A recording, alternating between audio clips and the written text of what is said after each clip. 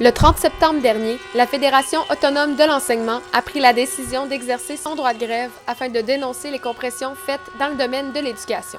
Parmi la foule, David Leblanc, professeur de littérature au cégep de Lévis-Lauzon, est en désaccord quant aux récentes décisions prises par le gouvernement.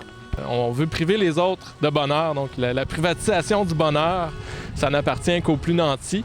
Et les profs ne sont pas des plus nantis non plus, ni les infirmières, donc on travaille fort et on n'est pas respecté par notre employeur, qui est l'employeur de la province. Donc c'est un manque de respect.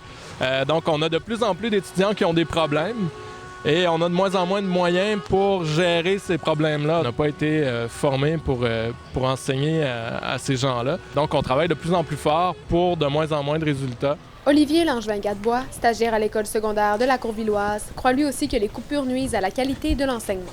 Quand je suis arrivé dans mes groupes, sur 25 élèves, j'avais souvent des cas de 18, 19 élèves en difficulté. Ces élèves-là, quand on aurait besoin de leur donner des personnes ressources pour les aider dans leur cheminement scolaire, mais souvent, on se rend compte qu'on est rendu avec des délais de plusieurs mois. Donc, est-ce qu'un élève peut se permettre, dans son développement, d'être en retard de 4 mois? Est-ce qu'après ça, c'est réalisable pour lui de rattraper ce retard-là, même avec du soutien?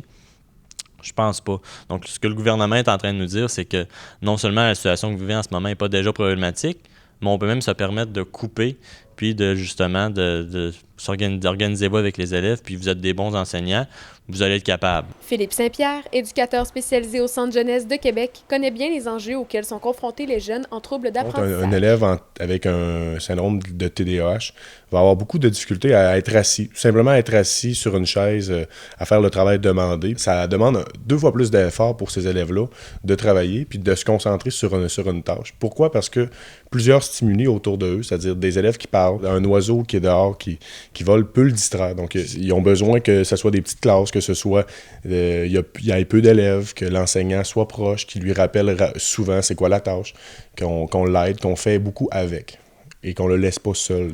S'il n'y a pas d'avancement suffisant sur la table de négociation, les prochaines manifestations auront lieu lors de la première semaine de décembre. Ainsi, les enseignants pourront poursuivre leur démarche pour améliorer l'éducation de demain. C'était Catherine Boucher pour l'Exemplaire à Québec.